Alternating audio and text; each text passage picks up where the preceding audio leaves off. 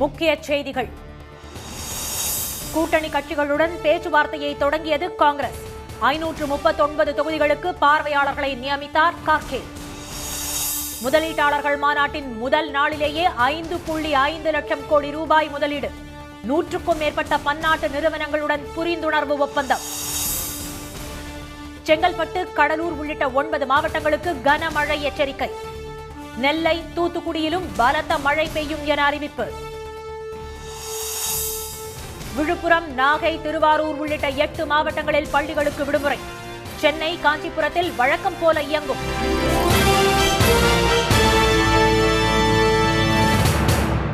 வணக்கம். பிரதமர் திரு மோடியின் லட்சத்தீவு பயணத்தை விமர்சித்த மாலத்தீவு அமைச்சர்கள் 3 பேர் சஸ்பெண்ட் செய்யப்பட்டுள்ளதாக வெளியான செய்தியை அவர்கள் மறுத்துள்ளனர். அண்மையில் லட்சத்தீவு சென்றிருந்த பிரதமர் அங்கு நலத்திட்டங்களை தொடங்கி வைத்த பின்னர் ஆழ்கடலில் நீந்தி கடற்கரையின் அழகை ரசிக்கும் புகைப்படங்களை எக்ஸ் தளத்தில் பதிவிட்டார். சாகச சுற்றுலா விரும்புவோருக்கான இடம் லட்சத்தீவு என்றும் குறிப்பிட்டிருந்தார். இந்தியாவில் லட்சத்தீவு இருக்கும் போது ஏன் மாலத்தீவு செல்ல வேண்டும் என்று இந்தியர்கள் பலரும் கேள்வி எழுப்பினர். இது சமூக வலைதளங்களில் விவாத பொருளாக மாறியது. இந்நிலையில் மாலத்தீவைச் சேர்ந்த 3 துணை அமைச்சர்கள் மரியல் ஷியூனா, மால்ஷா ஷெரீப், மசூம் மஜித் ஆகியோர் சுற்றுலாவில் எங்களுடன் இந்தியா மோத முடியுமா என்று கருத்து தெரிவித்தது பெரும் சர்ச்சையை ஏற்படுத்தியது. இதற்கு கண்டனம் தெரிவித்த இந்தியா தூதர் மூலம் எதிர்ப்பையும் பதிவு செய்தது.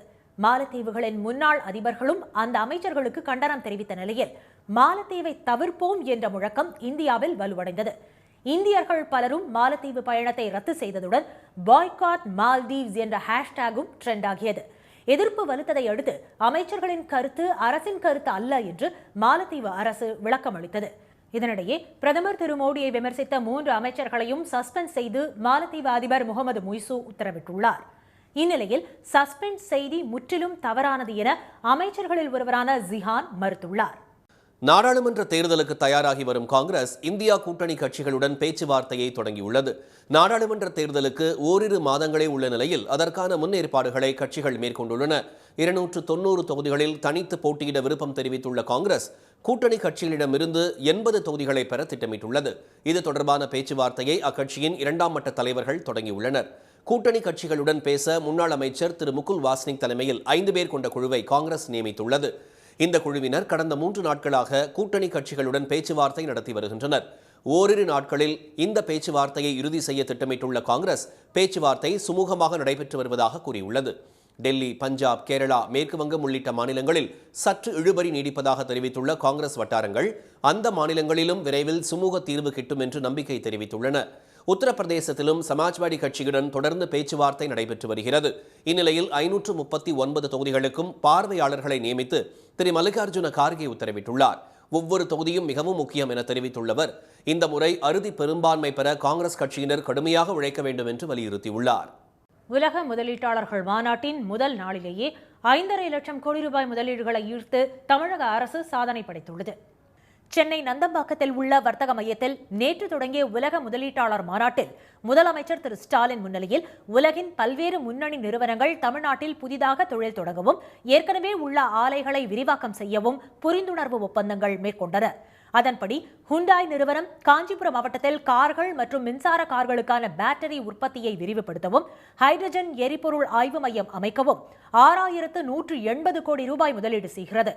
முன்னணி மின்சார வாகன உற்பத்தி நிறுவனமான வின்ஃபாஸ்ட் 16,000 கோடி ரூபாயில் தூத்துக்குடியில் ஆலை அமைக்க தமிழ்நாடு அரசுடன் புரிந்துணர்வு ஒப்பந்தத்தில் கையெழுத்திட்டது.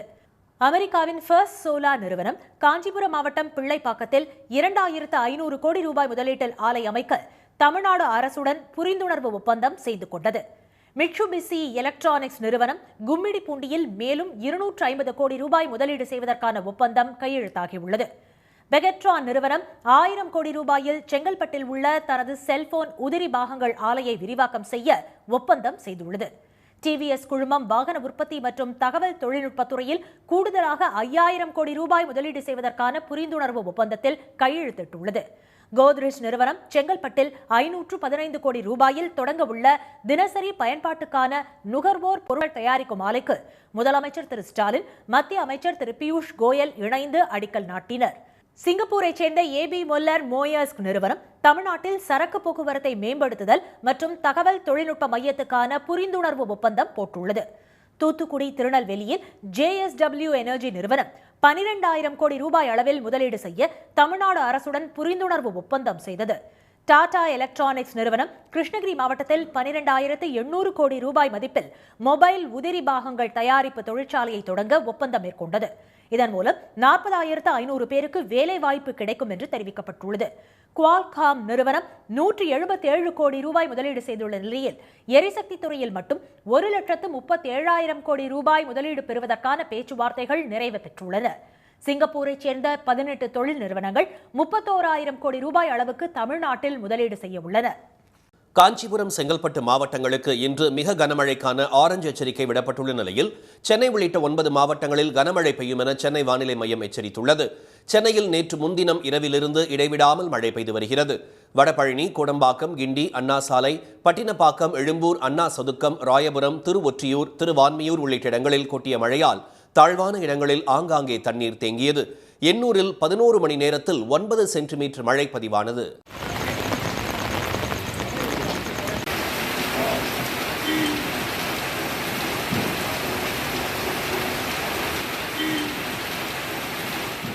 மறைமலை நகர், சிங்கப்பெருமாள் கோயில், குடுவாஞ்சேரி, ஊரப்பாக்கம் பகுதிகளிலும் மிதமான மழை பெய்தது.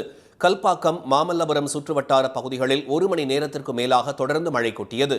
மயிலாடுதுறை, குத்தாலம், கோமல், திருக்கடையூர், செம்பனார் கோவில் உள்ளிட்ட இடங்களில் அறுவடை பணிகள் தொடங்கிய நிலையில் ஆங்காங்கே பெய்த கனமழையால் நெற்பயிர்கள் வயலில் சாய்ந்தன.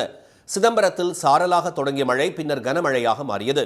காட்டுமன்னார் கோயில், கண்டமங்கலம், நாட்டார்மங்கலம் சுற்றியுள்ள பகுதிகளில் கனமழையால் சாலைகள், தெருக்களில் தண்ணீர் பெருக்கெடுத்து ஓடியது.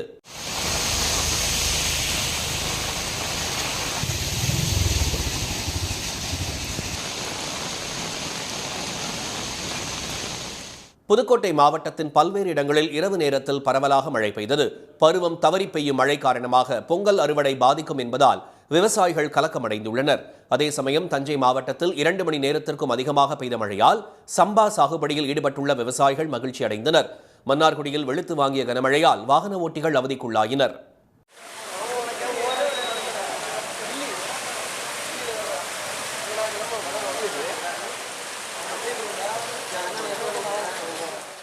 இதனிடையே அரபிக்கடல் மற்றும் வங்கக்கடல் பகுதிகளில் நிலவும் வளிமண்டல கீழடுக்கு சுழற்சி காரணமாக காஞ்சிபுரம், செங்கல்பட்டு மாவட்டங்களில் இன்று மிக கனமழைக்கான ஆரஞ்சு எச்சரிக்கை விடப்பட்டுள்ளது. சென்னை, திருவள்ளூர், ராணிப்பேட்டை, வேலூர், திருவண்ணாமலை, விழுப்புரம், நெல்லை, தூத்துக்குடி, ராமநாதபுரம் மற்றும் புதுச்சேரியில் கனமழை பெய்யக்கூடும் எனவும் வானிலை மையத்தின் அறிக்கையில் தெரிவிக்கப்பட்டுள்ளது. தென் மாவட்டங்களில் நாளை மறுநாள் வரை கனமழைக்கு வாய்ப்புள்ளதாகவும் சென்னை வானிலை ஆய்வு மையம் தெரிவித்துள்ளது. மன்னார் வளைகுடா, குமரி மற்றும் மாலத்தீவு பகுதிகளில் மணிக்கு 55 கிலோமீட்டர் வேகத்தில் பலத்த காற்று வீசக்கூடும் என்பதால் மீனவர்கள் நாளை மறுநாள் வரை அப்பகுதிகளுக்கு செல்ல வேண்டாம் என அறிவுறுத்தப்பட்டுள்ளனர். இதனிடையே தொடர் மழை காரணமாக கடலூர், விழுப்புரம், மயிலாடுதுறை, திருவாரூர் மாவட்டங்களில் பள்ளி, கல்லூரிகளுக்கும், திருவண்ணாமலை, ராணிப்பேட்டை, வேலூர், அரியலூர், கள்ளக்குறிச்சியில் பள்ளிகளுக்கு மட்டும் இன்று விடுமுறை அளிக்கப்பட்டுள்ளது. புதுச்சேரியில் பள்ளி, கல்லூரிகளுக்கும், காரைக்காலில் பள்ளிகளுக்கு மட்டும் விடுமுறை அறிவிக்கப்பட்டுள்ளது. புதுக்கோட்டை மாவட்டத்தின் ஒரு கடலோர கிராமம் தாகம் தணிக்க ஊற்று நீரையே தலைமுறையாக நம்பியிருக்கிறது.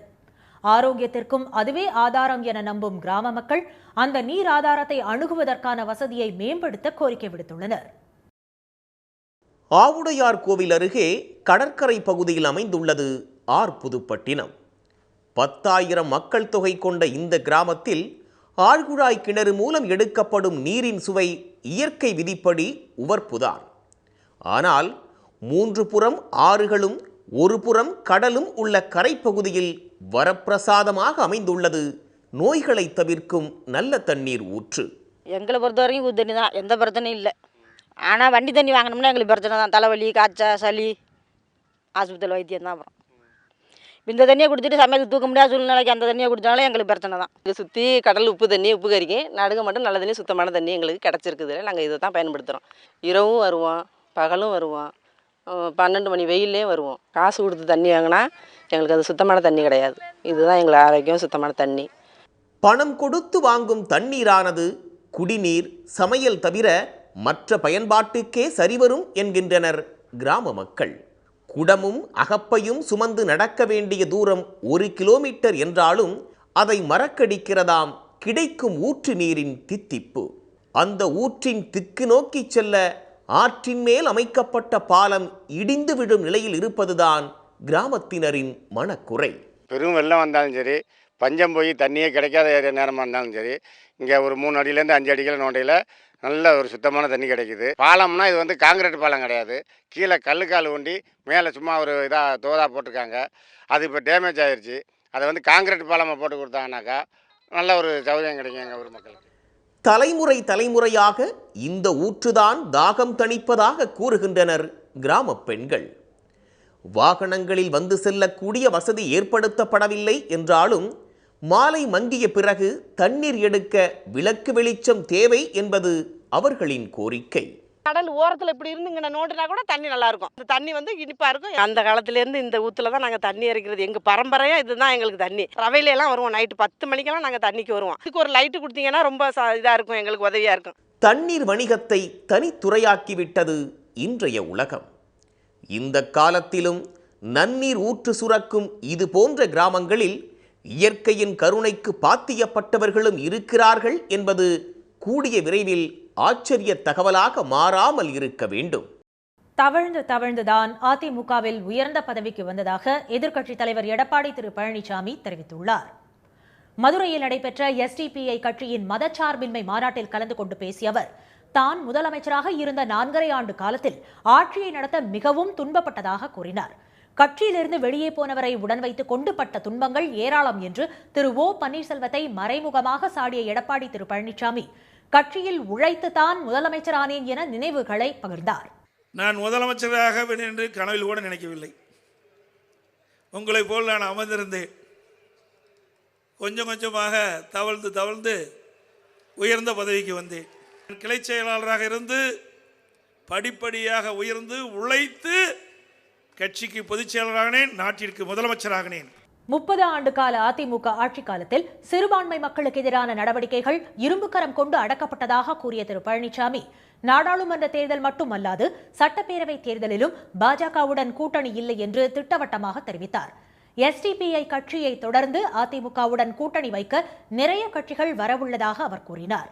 நாடாளுமன்ற தேர்தலில் அதிமுகவுக்கு சிறுபான்மை மக்கள் ஆதரவளிக்க வேண்டும் என்றும் எடப்பாடி திரு பழனிசாமி கேட்டுக்கொண்டார். உலகெங்கும் வாழும் தமிழ் உறவுகளை புதுப்பிக்கும் வேர்களை தேடி நிகழ்ச்சி செஞ்சியில் உற்சாகமாக நடைபெற்றது. புலம் பெயர்ந்து வாழும் தமிழர்களின் குழந்தைகள், இளம் மாணவர்கள் தாய் தமிழ்நாட்டின் மரபின் வேர்களோடு உள்ள தொடர்பு புத்துயிர் பெறுகிறது. அதன்படி ஆஸ்திரேலியா, கனடா, ஃபிஜி, இலங்கை உள்ளிட்ட நாடுகளிலிருந்து 2 தலைமுறைகளுக்கு மேல் வசிக்கும் புலம் பெயர்ந்த தமிழர்களின் வாரிசுகளான இளநிலை, முதுநிலை, ஆராய்ச்சி படிப்பு பயின்று வரும் மாணவர்கள் ஆண்டுக்கு 58 பேர் தேர்ந்தெடுக்கப்பட்டு 2 வாரங்கள் பண்பாட்டு சுற்றுலாவிற்கு தமிழ்நாட்டிற்கு அழைத்து வரப்பட்டனர். தொன்மை வாய்ந்த பண்பாட்டு தலங்களுக்கு அவர்களை அழைத்துச் சென்று கலை மற்றும் வரலாற்று முக்கியத்துவத்தை அறிந்து கொள்வதற்கான வாய்ப்புகள் ஏற்படுத்தப்படுகின்றன. அந்த வகையில் கடந்த 27ஆம் தேதி தமிழ் உறவுகளை புதுப்பிக்கும் வேர்களை தேடி நிகழ்ச்சி மாமல்லபுரத்தில் தொடங்கியது. அதனைத் தொடர்ந்து கன்னியாகுமரி, தஞ்சாவூர், காஞ்சிபுரம் உள்ளிட்ட பல்வேறு வரலாற்று சிறப்புமிக்க பகுதிகளை பார்வையிட்ட நிலையில் அவர்கள் விழுப்புரம் மாவட்டம் செஞ்சி கோட்டைக்கு நேற்று வந்தடைந்தனர். அயலக தமிழ் உறவுகளுக்கு உற்சாக வரவேற்பு அளிக்கப்பட்டது. செஞ்சி கோட்டையில் உள்ள கல்யாண மஹால், நெற்களஞ்சியம், போர் வீரர்களின் குடியிருப்பு பகுதிகள் மற்றும் புராதன வரலாற்று சின்னங்களை அவர்கள் பார்வையிட்டனர். பண்டைய கால தமிழ் மன்னர்கள் வாழ்ந்த வாழ்க்கை முறை மற்றும் அங்குள்ள வரலாற்று விழுமியங்கள் குறித்து விரிவாக அறிந்து கொண்டதாக மாணவர்கள் தெரிவித்தனர். 57 மாணவர்கள் சேர்ந்து தமிழ்நாட்டில் இருக்கிற நிறைய இடங்களுக்கு போய் அல்லது கலாச்சாரம் பற்றியும் தமிழ் மொழியை பற்றியும் நிறைய கற்றுக்கொண்டு வந்திருக்கிறோம்.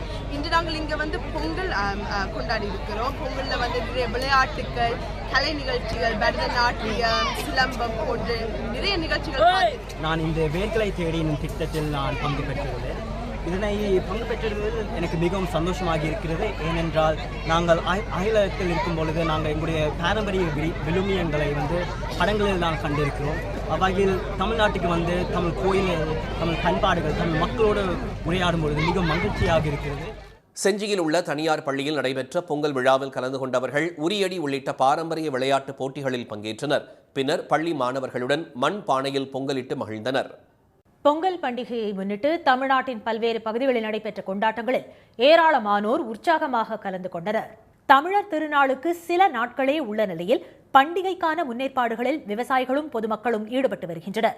விழுப்புரம் மாவட்டம் விக்கிரவாண்டி அருகே கஞ்சனூர் கிராமத்தில் வசிக்கும் பனையேரி குடும்பங்களுடன் பள்ளி, கல்லூரி மாணவர்கள் இணைந்து பொங்கல் வைத்து கொண்டாடினர். சிலம்பம், கத்திச்சண்டை, பனைமரத்தை பற்றி பாடல் போட்டி, மான் கொம்பு சண்டை போட்டிகளில் அவர்கள் திறமைகளை வெளிப்படுத்தினர்.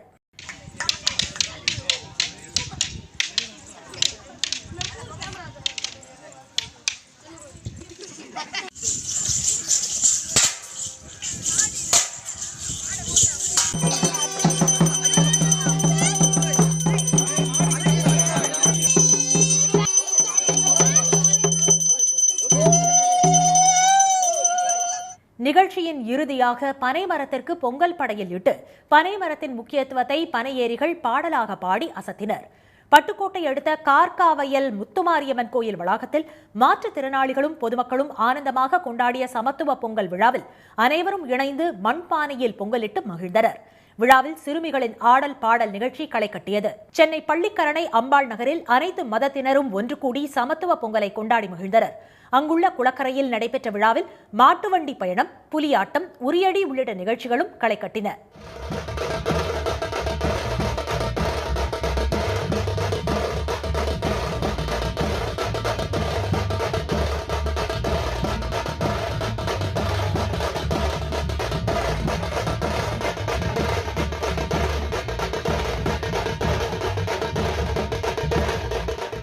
மாமல்லபுரம் கடற்கரை கோயில் அருகே நடைபெற்று வரும் நாட்டிய விழாவில் பொய்க்கால் குதிரை, காவடியாட்டம் உள்ளிட்டவை விழாவை அலங்கரித்தன.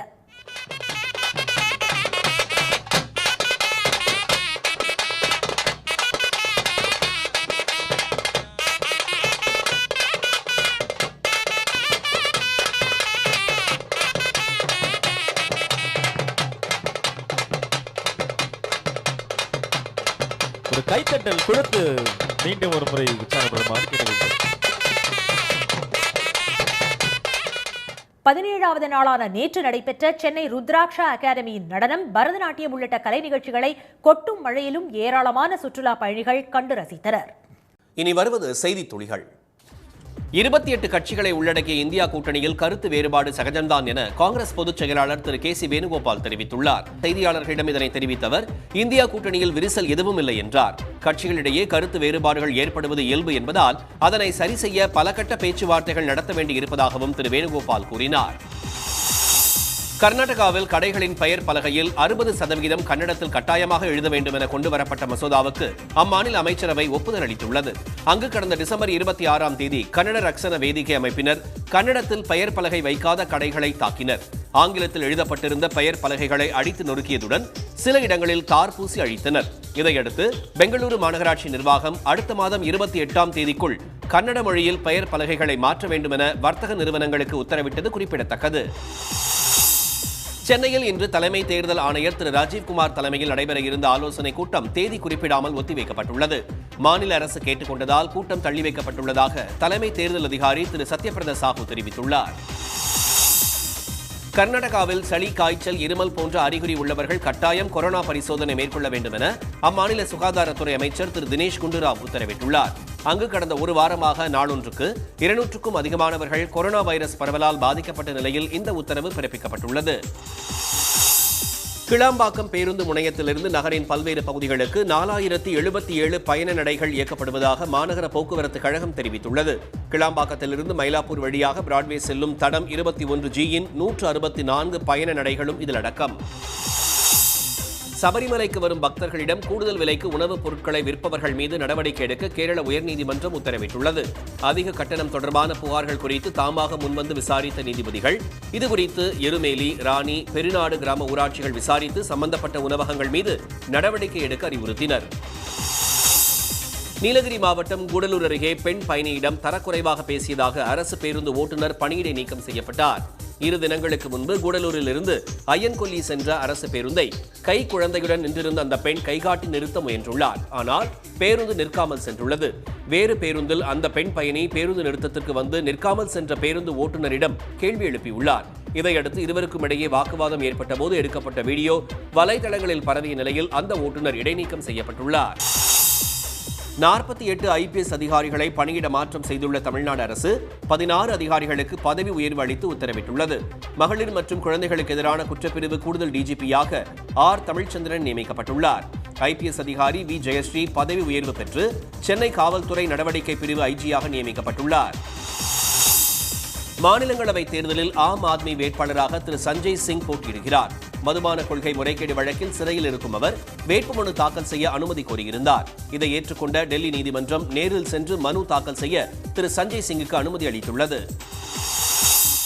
மறைந்த நடிகரும் தேமுதிக தலைவருமான விஜயகாந்துக்கு வரும் 19ஆம் தேதி நடிகர் சங்கம் சார்பில் நினைவேந்தல் கூட்டம் நடைபெறும் என்று அறிவிக்கப்பட்டுள்ளது.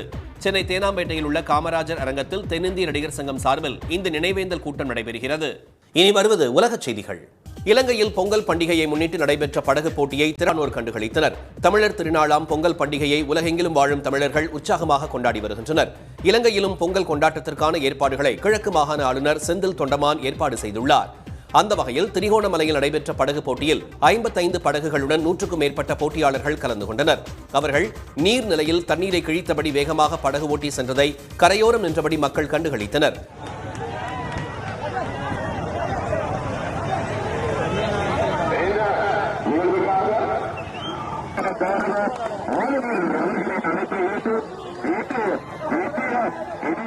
முன்னதாக இலங்கையில் முதன்முறையாக தமிழர்களின் பாரம்பரிய விளையாட்டான ஜல்லிக்கட்டு போட்டி நடைபெற்றது.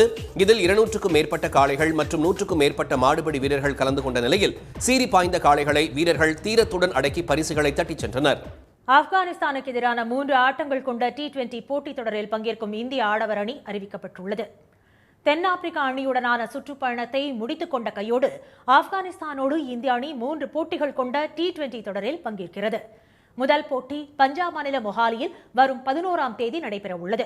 இந்த தொடருக்கு ரோஹித் சர்மா தலைமையில் 16 பேர் கொண்ட வீரர்களின் பட்டியலை BCCI நேற்று அறிவித்தது. அதன்படி சுப்மன் கில், ஜெய்ஷ்வால், விராட் கோலி, திலக், ரிங்கு சிங், விக்கெட் கீப்பர் ஜிதேஷ் சர்மா, மற்றொரு விக்கெட் கீப்பர் சஞ்சு சாம்சன் உள்ளிட்டோர் இடம்பெற்றுள்ளனர். ஹர்திக் பாண்டியா, சூரியகுமார் யாதவ் ஆகியோர் காயம் காரணமாக அணியில் இடம்பெறவில்லை. KL ராகுல், பும்ரா, முகமது சிராஜ் ஆகியோருக்கு ஓய்வு அளிக்கப்பட்டுள்ளது. மீண்டும் முக்கிய செய்திகள். நாடாளுமன்ற தேர்தலுக்கு ஓரிரு மாதங்களே உள்ள நிலையில் இந்தியா கூட்டணி கட்சிகளுடன் காங்கிரஸ் பேச்சுவார்த்தையை தொடங்கியுள்ளது. உலக முதலீட்டாளர்கள் மாநாட்டின் முதல் நாளிலேயே 5.5 லட்சம் கோடி ரூபாய் முதலீடுகளை ஈர்த்து தமிழ்நாடு அரசு சாதனை படைத்துள்ளது. கனமழை எச்சரிக்கை விடுக்கப்பட்டதை அடுத்து செங்கல்பட்டு, கடலூர் உள்ளிட்ட 10 மாவட்டங்களில் கல்வி நிறுவனங்களுக்கு விடுமுறை அளிக்கப்பட்டுள்ளது. இத்துடன் இந்த செய்திகள் நிறைவடைந்தன. மீண்டும் சன் டிவியில் செய்திகள் மாலை 6 மணிக்கு. செய்திகளை உடனுக்குடன் தெரிந்து கொள்ள சன் நியூஸ் தொலைக்காட்சியை பாருங்கள். வணக்கம். வணக்கம்.